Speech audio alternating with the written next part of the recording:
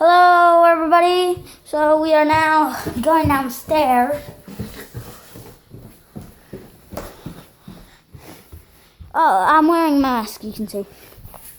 Anyways, today is the next day. As you can see, this morning, I think it was yesterday morning, or it was today morning, but this morning I finally completed my little car. Not sure if you saw in the other videos that my brother was helping me, but here it is. Here's a remote control. Brings two pieces.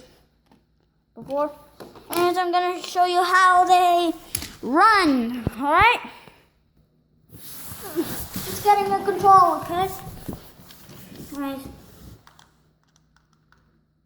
I think it's off. Wait, I'm not sure.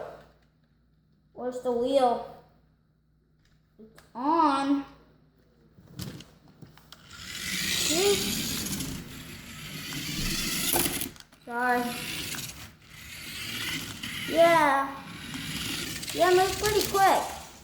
That is my Lego car. Sorry about that.